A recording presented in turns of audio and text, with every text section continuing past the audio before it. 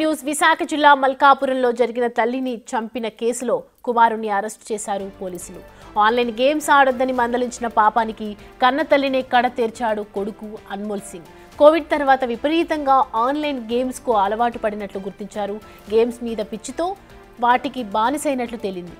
దాంతో పాటు అన్మోల్ సింగ్ కి కోపం కూడా ఎక్కువగా ఉండేదని తేలింది. ఈ క్రమంలో గేమ్స్ ఆడొద్దని తల్లి మొబైల్ ల్యాప్టాప్ లాక్కోవడంతో కోపంతో రగిలిపోయిన కుమారుడు పక్కనే ఉన్న కత్తి తీసుకొని తల్లిపై విచక్షణ రహితంగా దాడి చేశాడు.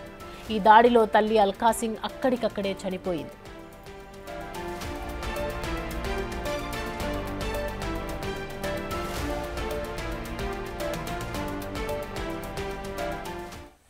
ఇక ఈ అంశానికి సంబంధించి మరిన్ని అప్డేట్స్ మా ప్రతినిధి నాయుడు అందిస్తారు. నాయుడు, కుమారుడికి పట్ల కేసు విచారణలోకి తీసుకొని అరెస్ట్ చేసినట్లుగా తెలుస్తోంది.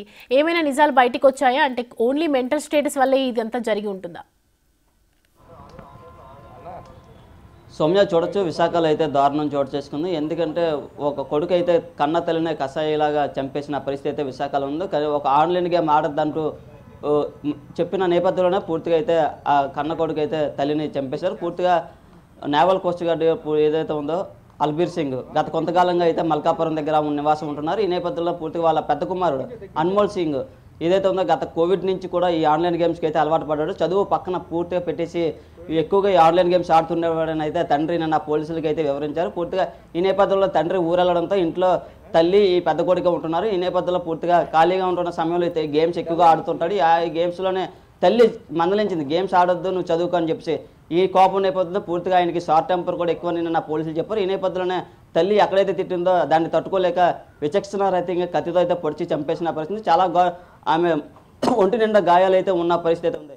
ఈ నేపథ్యంలో జరిగిన సంఘటన నిన్న విశాఖలో మొత్తంగా కలకలం రేపింది. ఎందుకంటే చదువుతూ ఉన్న కొడుకుని పూర్తిగా అయితే తల్లి చంపే స్థాయికి వెళ్ళారు. పోలీసులు కూడా అవాక్ అయిపోతున్న పరిస్థితి. నిన్న పోలీసులు కూడా సంఘటన స్థలానికి వెళ్ళి ఈ కేసును అయితే దర్యాప్తు చేస్తున్నారు. పూర్తిగా నిందితులను అదుపులోకి తీసుకొని ఆయన అయితే వాళ్ళు రిమాండ్ వేయడం జరిగిందని చెప్తున్న పరిస్థితి. విశాఖలో ఇలాంటి ఘటన రెండోదని చెప్పొచ్చు. మొన్న డిసెంబర్లో కూడా సేమ్ ఒక 13 సంవత్సరాల కుర్రాడు అయితే పూర్తిగా మామ తిట్టిందని చెప్పేసి ఈ నేపథ్యంలోనే వెళ్ళి షూస్లేస్తో ఉరేసుకుని అయితే చనిపోయిన పరిస్థితి అయితే విశాఖలో ఉంది. పూర్తిగా వరుసగా ఇలాంటి ఘటన జరగడంతో ఒక ఆందోళనకరమైన వాతావరణం ఉంది. ఎందుకంటే ఒక పక్క టీచర్స్ కానీ అలాగే స్టూడెంట్స్ కానీ ఒక ఆందోళనకరమైన వాతావరణం అయితే చెప్తున్న పరిస్థితి ఉంది. పేరెంట్స్ యొక్క తప్పిద వల్ల ఇలా జరుగుతుందనే కోణాలు అయితే జరుగుతుంది. ప్రస్తుతం మనతో మాట్లాడడానికి అయితే స్టూడెంట్స్ నాయకులు ఉన్నారు. సార్ చెప్పండి, ఏ విధంగా చూడొచ్చు ఆన్లైన్ గేమ్స్?